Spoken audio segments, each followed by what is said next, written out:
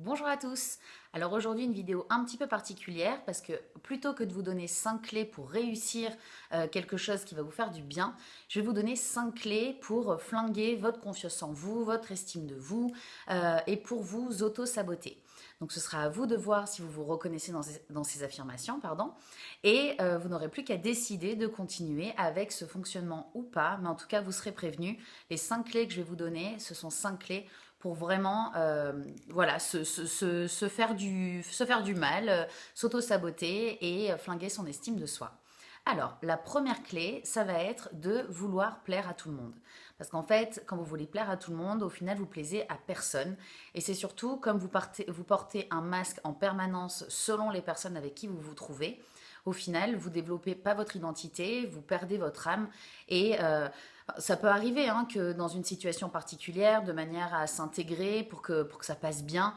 on joue un rôle. Encore faut-il être conscient du rôle qu'on est en train de jouer et que ce ne soit pas quelque chose de répétitif. Mais sinon, à force de jouer à ce jeu-là, au moment où vous vous retrouvez seul, vous ne savez plus vraiment qui vous êtes. Donc au contraire, pour augmenter votre estime de vous, vous allez devoir accepter d'être aimé pour ce que vous êtes, mais aussi d'être rejeté pour ce que vous êtes. Et c'est ce qui permettra aussi de faire un tri naturel dans votre entourage. Donc première clé pour s'auto-saboter, c'est de vouloir plaire à tout le monde.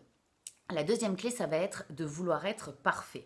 En voulant être parfait en permanence, on a tendance à attendre le moment parfait pour passer à l'action, pour faire telle ou telle chose, en se disant non, pas tout de suite, j'ai encore ça à faire avant. Et au final, ce ne sont que des excuses qui vous empêchent de passer à l'action. C'est votre ego qui vous retient et qui vous empêche d'aller vers le changement et qui vous empêche de potentiellement échouer sur une première étape. Sachant que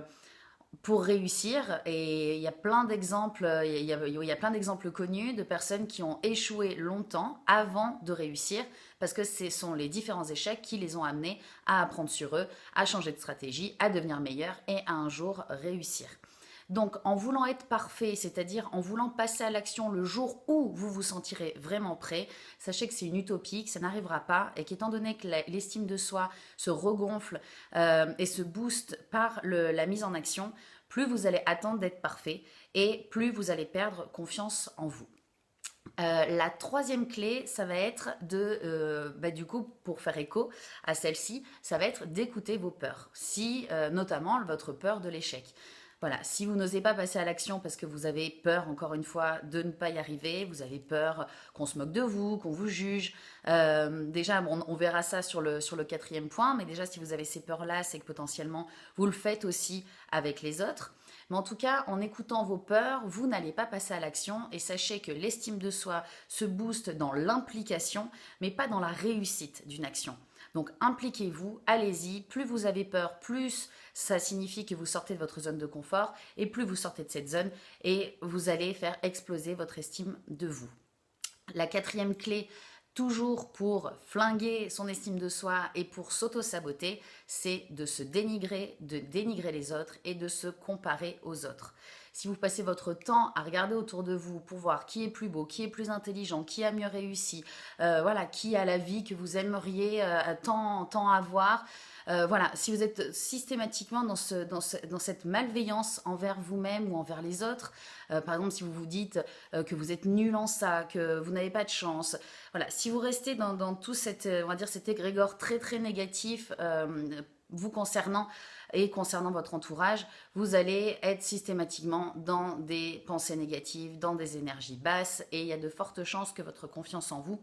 se pète la figure et votre estime de vous aussi. Donc au contraire, regardez autour de vous, si des gens font des choses qui vous inspirent, eh ben, inspirez-vous jusqu'au bout, regardez leur stratégie, regardez comment ils mettent en place, comment ils se mettent en action et faites la même chose, mais vous avez tout autant les possibilités de réussir que ces personnes-là et n'oubliez pas que vous êtes unique, donc plutôt que de vouloir être comme les autres, c'est voir avec vos caractéristiques, votre personnalité, votre tempérament, comment réussir au mieux les différents objectifs que vous avez en tête. Et enfin, la cinquième clé pour s'auto-saboter, c'est d'être persuadé que la chance existe. Alors, je parle de la chance et de la malchance, parce que si vous partez du principe que dès qu'il vous arrive quelque chose de pas bien, c'est la faute à pas de chance, ou c'est parce que les autres ont plus de chance que vous êtes né comme ça, que depuis toujours c'est le même scénario et que vous n'avez pas de chance. Vous avez très peu de chance en effet de vous remettre en question et d'aller voir là où ça dérape, là où ça coince et de pouvoir arranger les choses. En se disant que c'est juste la faute à pas de chance, c'est une très bonne excuse pour faire du surplace, pour ne pas avancer, pour ne pas évoluer. Et de la même manière, si vous avez la croyance que la chance c'est quelque chose qui existe, lorsque vous allez réussir un défi, un challenge, lorsqu'il va vous arriver quelque chose de positif, encore une fois, vous allez vous dire « Oh ben non, mais là j'ai eu de la chance » et vous n'allez même pas vous féliciter, vous n'allez même pas célébrer ce que vous avez réussi parce que pour vous, c'est pas grâce à vous, c'est pas grâce à vos talents, c'est pas grâce à vos stratégies, non, c'est juste la chance, c'est du hasard et si vous le refaisiez demain, certainement que vous vous planteriez. Donc voilà, en pensant que la chance existe, ça joue complètement contre vous. Donc prenez conscience de tout le pouvoir que vous avez, aussi bien dans vos échecs, pour rebondir, pour apprendre et pour faire mieux, que dans vos réussites, en le prenant comme des ancrages, comme des exemples,